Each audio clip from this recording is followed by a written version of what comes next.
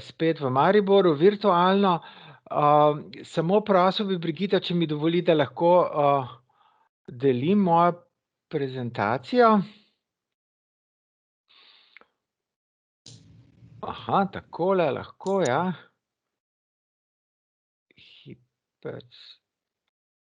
Če smem, Stojan, bi predlagala, da vsi vklopimo kamere, ker nas je res malo in da je čim bolj interaktivno lahko v nekih trenutkih. Hvala. Tako. Mislim, da vidite vsi, a ne? Ja, kot rečeno, danes se bomo pogovarjali o mrežah doktorskega študija, in sicer kako seveda uspešno prijaviti projekt. Mogoče najprej na uvodu povem, da včasih so se mreže doktorskega študija imenovale ITN, International Training Networks, zdaj z prihodom v obzorje Evropa so se preimenovale v mreže doktorskega študija, kar nekako bolj neposredno pove, zakaj se kaj gre. Ko govorimo seveda o uspešni prijavi, moram tukaj poudariti, tako kot pravzaprav pri vseh projektih obzorja, da uspešna prijava terja veliko časa, veliko energije, veliko znanja in to, kar vam bom seveda jaz danes predstavil, je samo en robec, en okvir tega, kako prijaviti uspešen projekt. In mreže doktorskega študija so v okviru Marie Sklodowska-Curie Actions eden od seveda najzahtevnejših projektov. Kot boste videli, v Sloveniji imamo seveda zelo veliko sodelujemo v teh ITN-ih, v mrežah doktorskega študija, vendar večinoma kot partnerji, manj kot nosilci. Zdaj, eden od razlogov, da seveda je težko pripraviti tole uspešno prijavo, je v tem, ker je to konzorcijski projekt, ker je projekt z različnimi partnerji, ne samo z akademskimi, tudi z neakademskimi.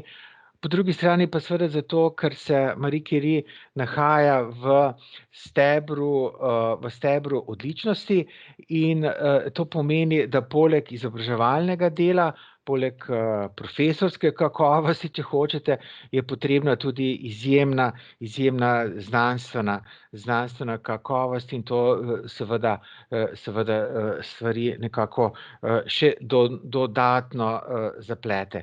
Kot veste, je Marie Curie na splošno je namenjen za različne skupine raziskovalcev, študentov in ko seveda govorimo o mrežah doktorskega študija, seveda govorimo o doktorskih študentih, o študentih, ki so vpisani na doktorski študij, govorimo o mednarodnih študentih, ne samo o nacionalnih, in pa seveda govorimo tudi o profesorjih, ki so mentorji tem doktorskim študentom, in govorimo tudi o inštitucijah, kajti inštitucije so prijavitelji mrež doktorskih študij, medtem ko se posamezniki, doktorski kandidati se potem preko mednarodnega razpisa na Euraccess se prijavijo na ta doktorski študij. Je pa seveda v tem doktorskem študiju nujno povezovanje z neakademskimi inštitucijami, kot boste videli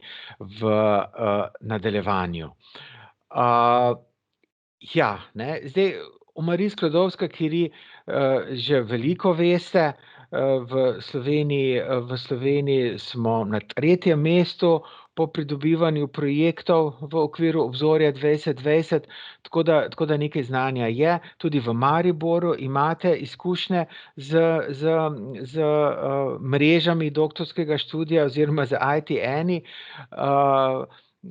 V Sloveniji nasploh seveda imamo tam več kot 40 projektov partnerskih, tako da ni čisto vse novo in to je dobro, zato ker vsem tistim, ki boste prijavljali projekte, je seveda fino, da to znanje, ki ga seveda imamo že, da ga absorbiramo in uporabimo. Zdaj, stopnja uspeha na razpisih je pod povprečjem, tole je povprečje Evropske unije, Slovenci smo tukaj zelo pod povprečjem, ampak, kot bi rekel, kot vidite, skoraj vsako leto imamo več kot tam okrog 100 prijav, kar je zelo dobro, in recimo na lanskem razpisu od teh 100 prijav, recimo je bilo samo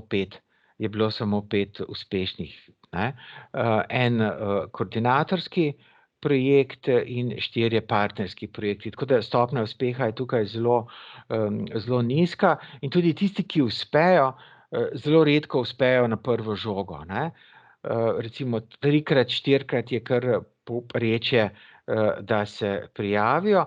Tole se mi zdi pomembno, da seveda vidite koordinatorske projekte, ki so v tem trenutku potekajo v Sloveniji, 2 na Inštitutu Jožef Štefan, eden na Univerzi v Ljubljani, eden na Inštitutu za biologijo in 2 na Univerzi v Ljubljani, Tako da to so izkušnje in vsi ti vodje teh projektov so vam pripravljeni pomagati s svojimi izkušnjami in to je zelo dobro, da si zapomnite in jih potem kontaktirate, če se boste odločili za to. Tole so roki za razpise. 22.6. se odpre in novembra se zaključi. Zdaj, že na tem mestu bi seveda rekel, če še niste pričeli pripravljati projekt kot koordinatorji, potem je že prepozno.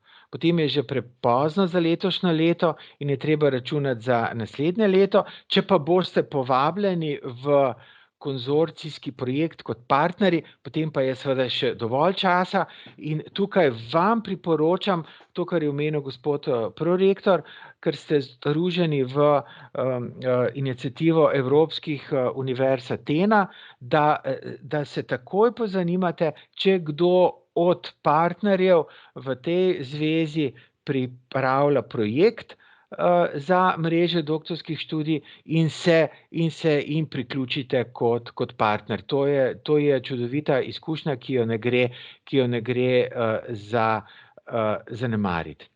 Zdaj, če gremo postopoma proti filozofiji mrež doktorskega študija, je potrebno poudariti to, da seveda ne morejo biti financirani vsi doktorski študiji, vse mreže doktorskih študij, ampak predvsem tiste, ki izkažejo interes po izobraževanju takšnih doktorskih kandidatov, ki jih Evropa rabi. Se pravi, to bi lahko rekli, to je prvi pogoj. Zdaj, rabi lahko bodisi zato, ker na trgu delovne sile primanjkuje takšnih specifičnih znanj, ki jih doktorji potrebujejo, bodisi da zaradi razvoja znanosti same. To sta pravzaprav dva ključna kriterija. Se pravi, potrebno je se odzivati na trg delovne sile, ki potrebuje takšna doktorska znanja, oziroma je potrebno razviti znanje, ki ga v tem trenutku ni, ki ga akademska skupnost rabi, in je zato takšen doktorski študij potreben. Seveda ni potrebno zdaj tukaj poudarjati, da se gre za odlične doktorske programe, se pravi excellence na najvišji ravni, in seveda tak doktorski program mora povečati atraktivnost Evrope v mednarodni konkurenčnosti doktorskih programov. Ne. Se pravi, to pomeni, da je seveda takšen doktorski program mednaroden, da, kot smo prej videli, da se lahko vključijo vanj študenti iz celega sveta, najboljši študenti seveda. Ne. In ta doktorski študij se potem izvaja v sodelovanju z člani konzorcija. In ti člani konzorcija, kot bomo v nadaljevanju videli, so akademske in neakademske inštitucije. To so vse lastnosti Marie Curie, ki jih seveda že poznate. Ključno je seveda, da imamo v zavesti, da pri mrežah doktorskega študija je potrebno sodelovanje, raziskovanja in izobraževanja in pridobivanje nekih splošnih znanj, ki jih raziskovalci, ki jih doktorski kandidati bodo rabili, če bodo hoteli postati odlični doktorandi v nadaljevanju. Od tega, kako se pripravlja projekt, kako se pišejo znanstveni članki, kako se organizira znanstvena konferenca, kako se komunicira z javnostjo, kako se sodeluje z gospodarstvom in tako naprej. Potrebna je interdisciplinarnost, se pravi sodelovanje. Doktorski študij ne more biti samo disciplinaren, ampak mora imeti nastavke za interdisciplinarno sodelovanje, biti mora seveda mednaroden, to smo rekli, medsektorski, sodelovanje z neakademskim sektorjem in seveda inštitucija mora ponujati najboljše študijske in raziskovalne pogoje. Ne samo v smislu laboratorija, dobre raziskovalne opreme, ampak tudi v smislu administrativne, finančne, kadrovske in kakršnekoli pomoči.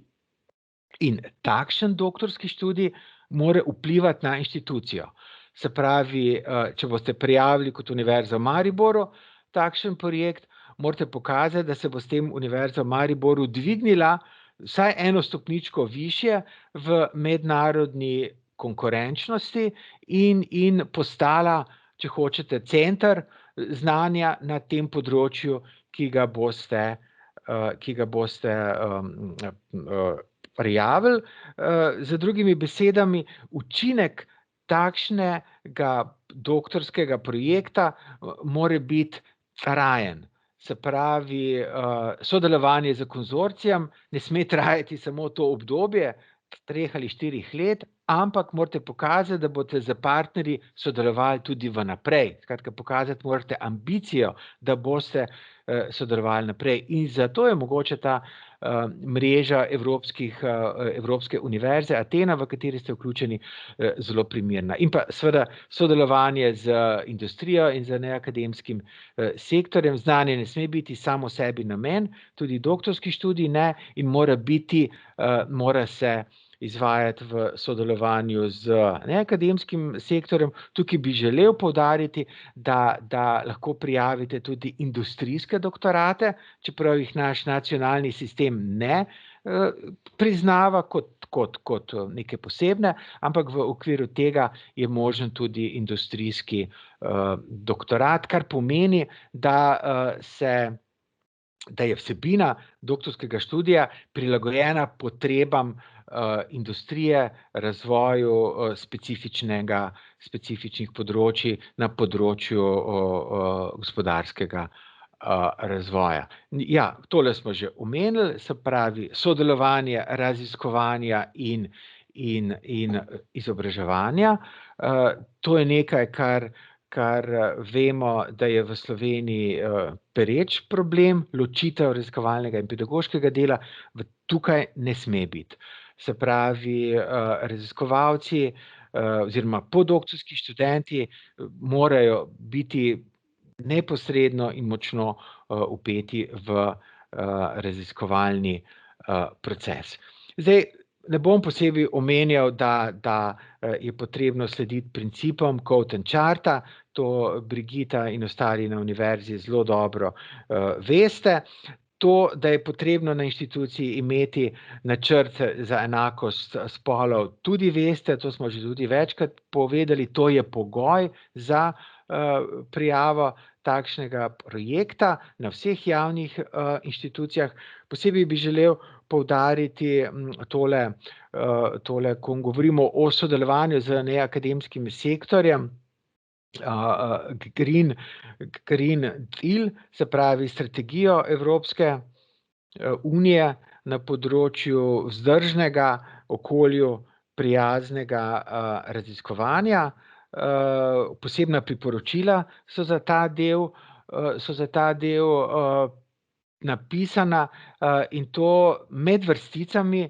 To pomeni, da Evropska unija, čeprav nikjer ni to eksplicitno navedeno in napisano, bo seveda dajala prednost projektom, ki bodo v kakršnikoli povezavi z Green Dealom. Kljub temu, da govorimo o stebru odličnosti, da govorimo o bottom-up principih, bodo vendarle, vsaj tako ocenjujemo, projekti iz področja, ki se bodo navezovali in na okoljsko vzdržne teme, se ni težko navezovati. Skratka, vsi projekti, ki se bodo navezovali na ta del, sem prepričan, da bodo seveda pridobili v delu družbene relevantnosti večje ocene. Tole je program, ki ga Brigita in ostali zelo dobro poznate, delovni program, kjer seveda v podrobnostih pišejo pogoji, vse stvari, ki sem jih danes pravzaprav že omenil in se jih lahko potem nekako tudi bolj natančno v tem dokumentu preberete. Zlasti za tiste, ki boste pisali projekt, če se boste za to odločili, bi seveda želel poudariti, da morate velik poudarek dati na vpliv in na rezultate, ki jih pričakujete. Nekatere stvari od teh alinej lahko izgledajo zelo suhoparno, ampak če ena od teh alinej pri pisanju, recimo kako bo vaš projekt vplival k evropski atraktivnosti kot vodilne raziskovalne destinacije, seveda boste izgubili evalvacijske točke. Tako da ne nameravam iti v podrobnosti skozi vse to, želim vam samo opozoriti, da je to zelo pomembno. Zdaj, že čisto na začetku sem omenil, da seveda ne bodo vse mreže doktorskega študija financirane, ampak predvsem tiste, ki bodo dobro identificirale potrebe za raziskovalno področje, ki ga boste predstavili. Samo tisti, ki bodo seveda dokazali, da bodo raziskovalci, kot pravijo, exposed to the academic and non-academic sector. Se pravi, doktorski študent ne sme biti izpostavljen samo študiju v Mariboru, ampak tudi v drugih partnerskih univerzah in v neakademskem sektorju, zlasti v industriji, in tisti, ki bodo dokazali dolgoročno zaposljivost in potrebo in ki bodo ponudili takšna znanja, ki ga seveda Evropa potrebuje.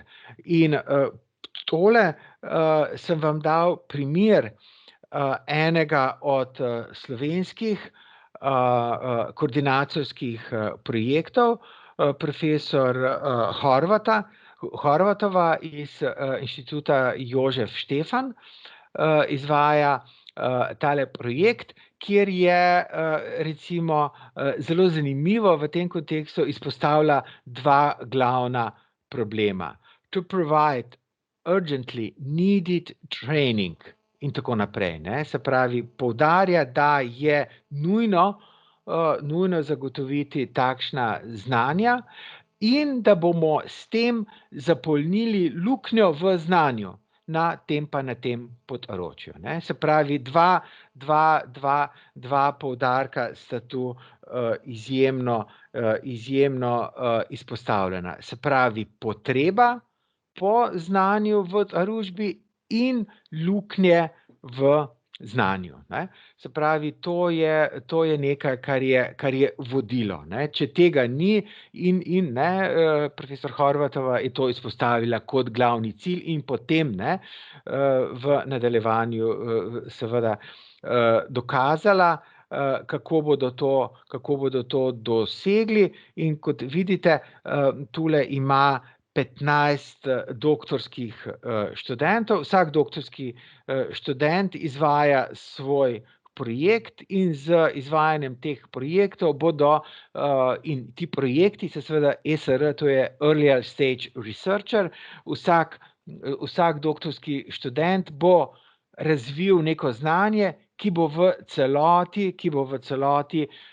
odpravilo neko luknjo v znanju in zagotovilo potrebo po znanju, ki jo Evropa in celo ona tukaj govori o svetu, o Minamatski konvenciji, o živem srebru, in bo zagotovilo znanje, ki ga svet v tem trenutku potrebuje. Skratka, to je ta osnovna filozofija, ki jo je potrebno na nek način upoštevati.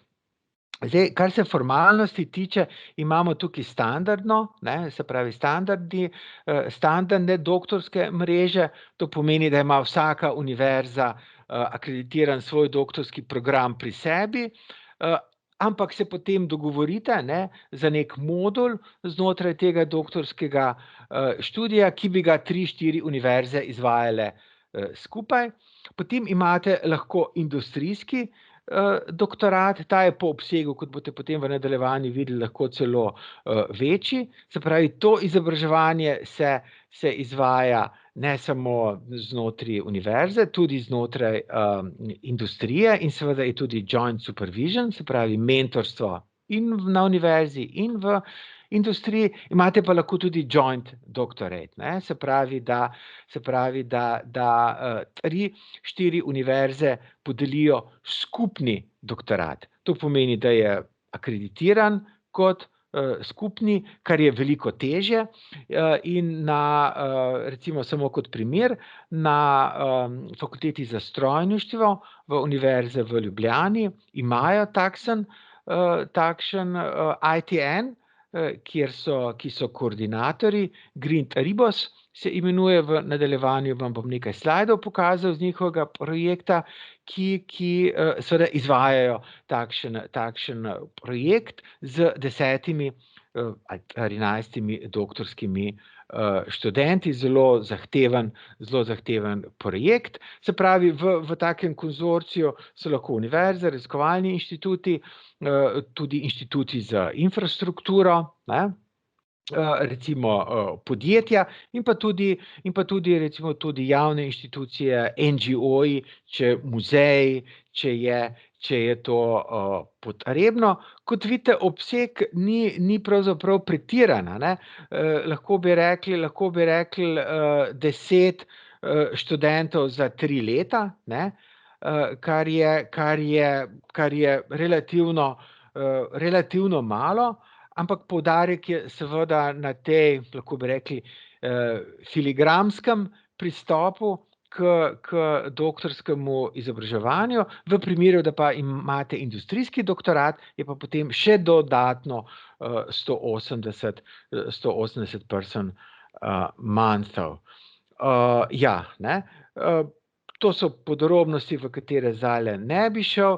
To, kar je nujno, je to, da so vsaj tri neodvisne pravne osebe, ki so ustanovljene v različnih državah članicah ali pa pridruženih članicah temu programu. Vsaj eden mora biti iz EU, lahko so pa tudi iz tretjih držav. Recimo tole je primer takšnega konzorcija iz Inštituta Jožef Štefan, iz koordinatorka profesor Horvatova, se pravi 9 beneficiarjev, 11 en industrijski partner, pa 16 sodelujočih inštitucij.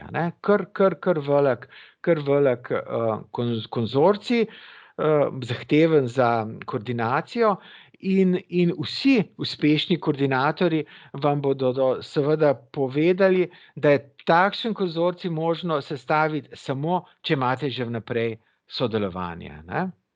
Da se poznate tako rekoč osebno z vsemi temi inštitucijami, da imate že neko zgodovino sodelovanja, na tak način je to možno sestaviti. Če začnete znova, je seveda tudi možno, ampak verjetno je zelo težko in veliko več časa boste to porabili. Tole je primer Fakultete za strojništvo Univerze v Ljubljani, Green Ribos, profesor Mitjan Kalin.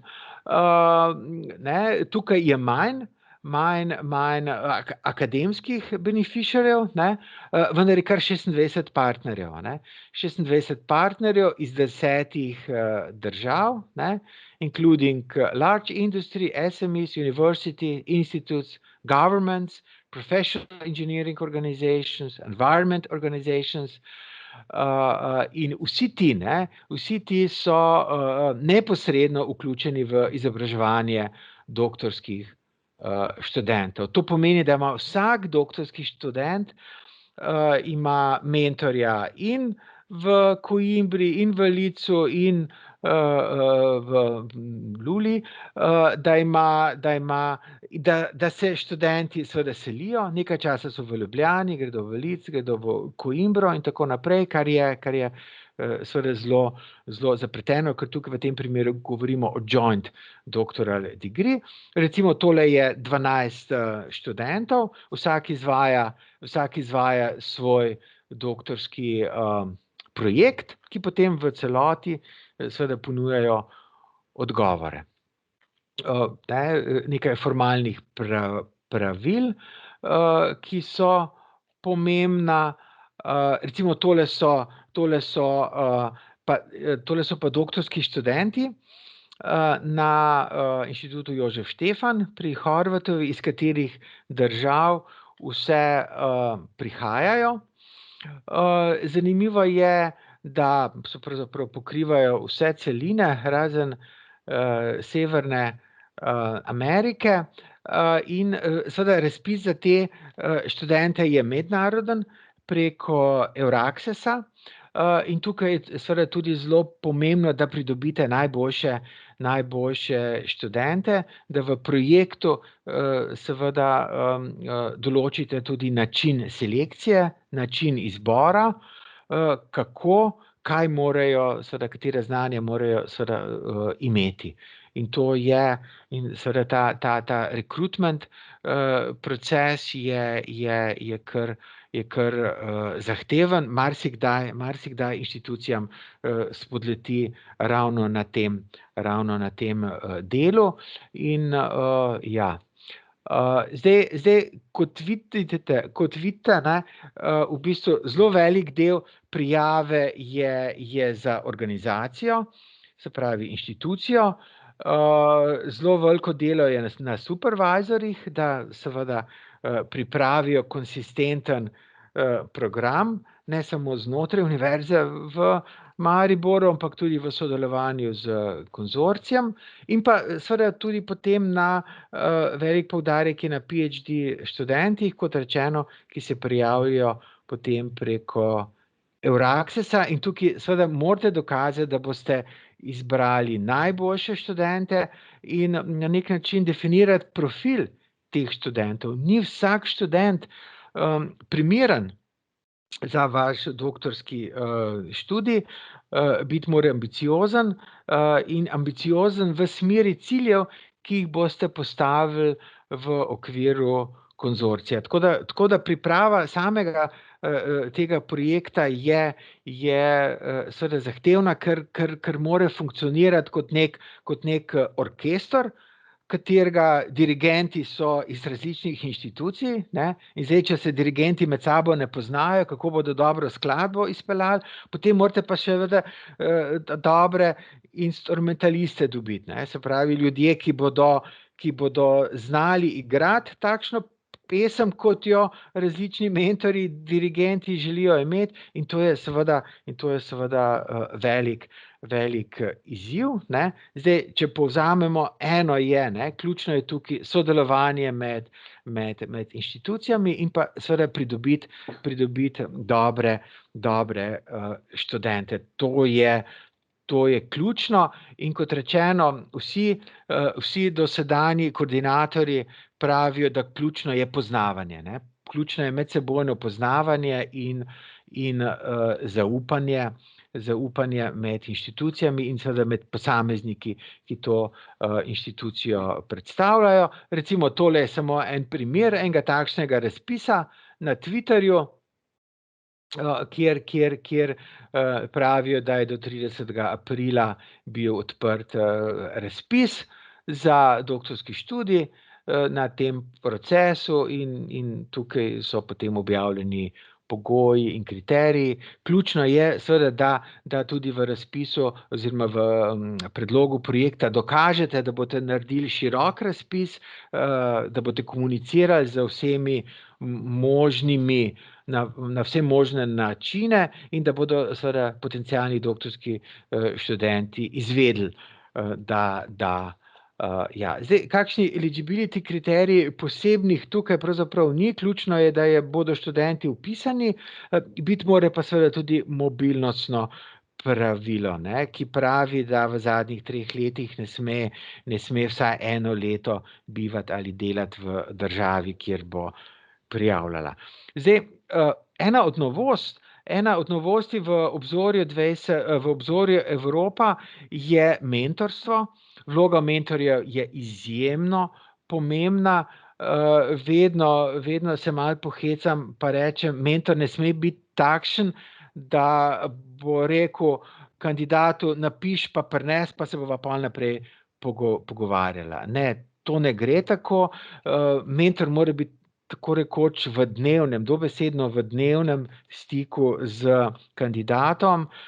Dnevno morata delati, dnevno morata se usmerjati in analizirati in inštitucija, ki izvaja doktorski študij, mora imeti vzpostavljene mehanizme monitoringa, tako za mentorja kot za doktorskega kandidata, da vidimo, ali napreduje k ciljem, ki si jih je konzorcij zastavil. In to je, verjemite mi, izjemno velik izziv, ker če primerjate, če pošteno primerjate filozofijo mrež doktorskega študija z rednim doktorskim študijem, ki se izvaja na naših univerzah, boste videli seveda izjemno razliko v kakovosti, izjemno razliko v skrbi za raziskovalce in izjemno razliko v definiranju znanj in potreb, ki jih doktorski študenti seveda rabijo. Zato je seveda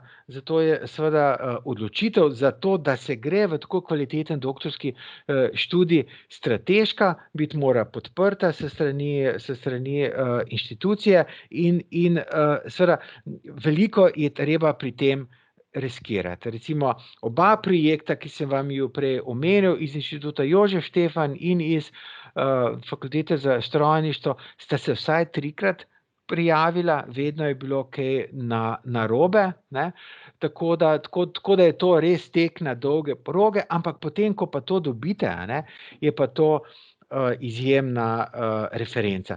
Finančno se vsekakor splača, doktorski študenti so zaposleni tako kot mladi raziskovalci, dobijo denar, tole je bruto, za plačo, za mobilnost, za družino in tudi inštitucija seveda dobi, to je vse na person month izračunano, tako da finančno se to vsekakor izide in je, lahko bi rekli, atraktivno, predvsem je pa prestižno, in dobre univerze seveda na tem prestižu morate delati, zato vam priporočam, da se nekako zapodite v te dokumente, ki jih je precej, zelo veliko stvari je o tem napisanega, zelo veliko se naučite lahko tudi iz spletne strani Cordis, kjer lahko pogledate, kateri projekti so recimo na tako ključno besedo, ki bi jo vi želeli, prijavljati se že izvajajo in lahko potem tudi vidite njihove cilje, njihove rezultate in poročila, tako da to vam toplo priporočam kot neke vrste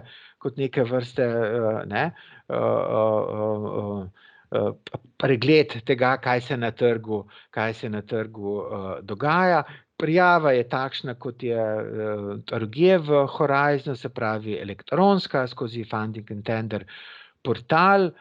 Ključen dokument je delovni program, ki sem ga že prej omenil. Zdaj, seveda, jaz kot nacionalna kontaktna oseba vam lahko tukaj pomagam na najrazličnejše načine. Recimo, eden od ključnih, jaz mislim, da je to, da vas lahko povežem ali pa da se sami povežete z slovenskimi koordinatorji, ki te izkušnje že imajo in so jih pripravljeni deliti z vami. Lahko vam pomagam tudi recimo preko anonimnih recenzij, da vam pokažem, kaj je bilo v preteklosti že dobrega in kaj je slabega, da se lahko iz tega naučite. Tako da tukaj jaz mislim, da lahko na različne, tole so recimo evalvacijski kriteriji, ki so pravzaprav majčkeno so spremenjeni glede na prejšnje razpise, ampak pravzaprav bistveno pa ne. Tole so pa stari evalvacijski kriteriji, a ne. Tako da za vse tiste, ki bi se odločili, da greste v pripravo, lahko organiziramo potem še eno delavnico, kjer bi za vsak evalvacijski kriterij pogledali, kaj Evropska komisija zahteva, kaj je priporočljivo, da je napisano, kakšne so najpogostejše napake, ampak za danes mislim, da bi bilo tole dovolj. Tako da jaz bi na tej točki končal z mojo predstavitvijo in bi vas seveda predlagal, da mi postavite kako vprašanje, kakšen komentar in da pravzaprav vidimo, na kak način vam lahko v nadaljevanju še pomagam pri pripravi. Zdaj, seveda, ključno je, ali se želite prijaviti letos, bodisi kot koordinatorji, bodisi kot partnerji. Seveda, ta vloga je različna, tako da ja, evo, beseda je vaša, jaz na tej točki končujem, se vam zahvaljujem za pozornost in kar z besedo na dan, lepo prosim. Hvala. Najlepša hvala, Stojan, za vse pomembne informacije.